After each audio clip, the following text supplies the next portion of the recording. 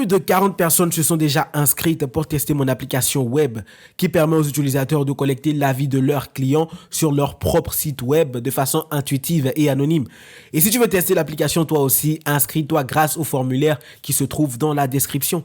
L'objectif de ce 6e épisode est de vous montrer les changements que j'ai effectués dans mon SaaS, que ce soit la minification et l'obfuscation de mon code JavaScript pour protéger mon code, la mise en place de Google Analytics au lieu de plausible et bien plus encore. Sans plus tarder, on y va.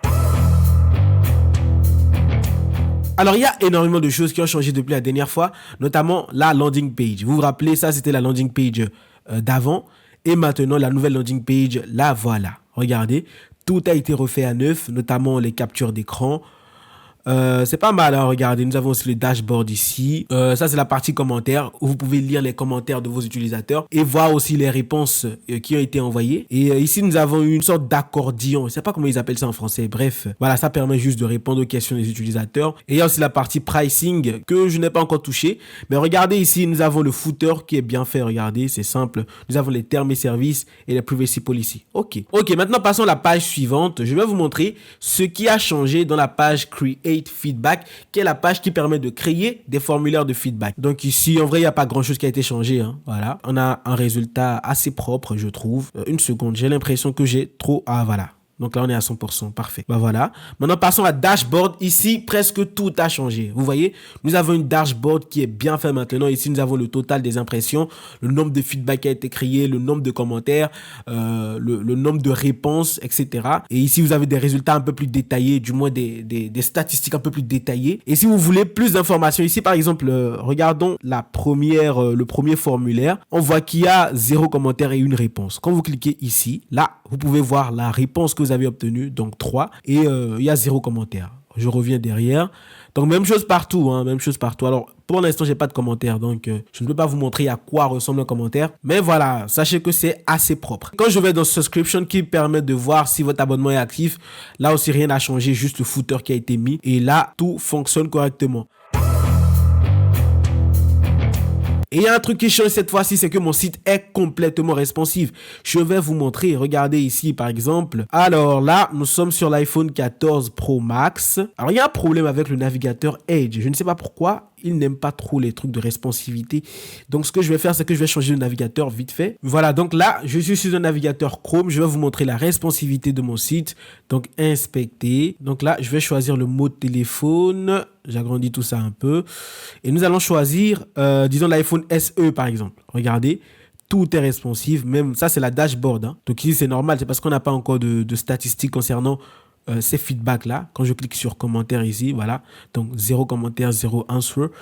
Et quand je vais dans Create Feedback, regardez, ici, vous pouvez créer votre feedback. Mais malheureusement, là, vous n'avez pas la possibilité de visualiser la création de votre feedback parce que c'est un peu compliqué à faire, voilà. Et vu que vous êtes sur téléphone, l'écran est plus petit, donc je ne peux pas tout mettre. Donc, bien évidemment, le menu aussi est responsive. Vous voyez, on a un menu responsive et tout est propre.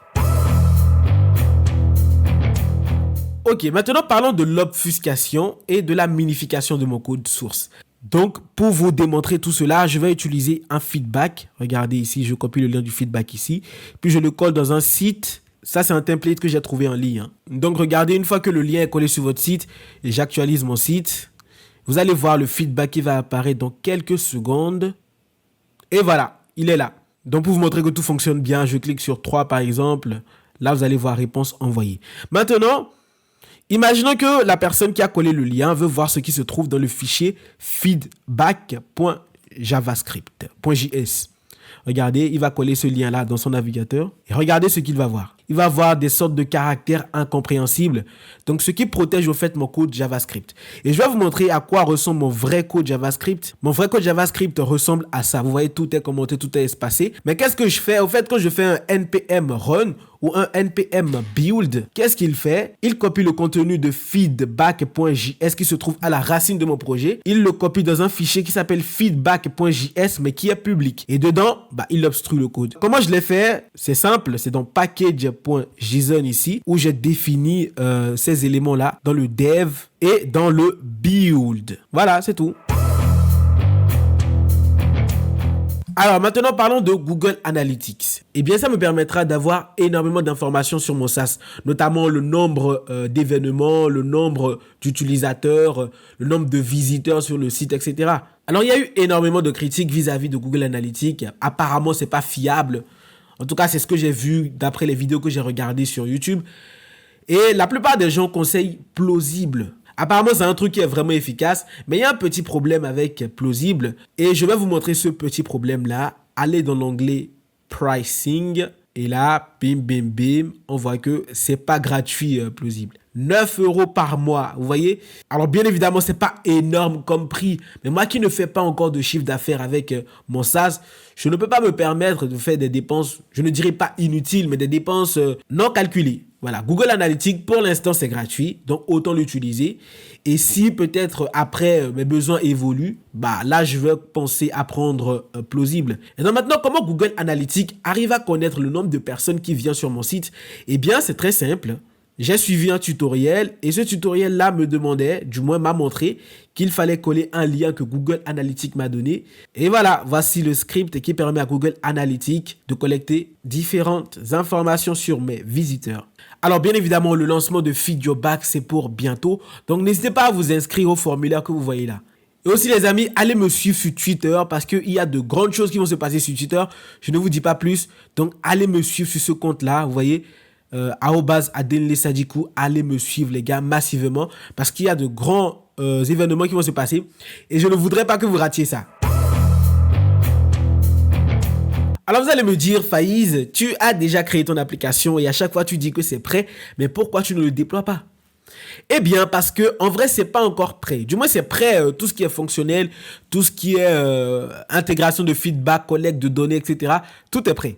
Mais il y a de petites choses qui me restent à faire, notamment le déploiement du système de paiement. Pour l'instant, le système de paiement est en mode développeur, vous voyez, est en mode développement. Donc, il faut que je mette ces liens-là, les liens de paiement en mode production pour que ça fonctionne correctement avec de vraies cartes bancaires.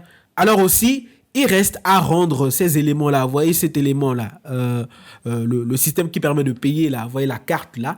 Il reste à rendre cela responsive. Alors pour l'instant, c'est responsive. Hein, quand vous prenez des téléphones un peu plus grands, par exemple l'iPhone 14 Pro Max. Oups, qu'est-ce qui se passe? Cet élément-là, ce cadre-là est bien responsive. Mais quand vous prenez des téléphones un peu plus petits, par exemple l'iPhone XR, non, pas l'iPhone XR, SE, non, pas les SE. Alors, quel téléphone est un peu plus petit? Prenons le Pixel 7 par exemple. Oups. Ah, en vrai, tout est responsive, hein?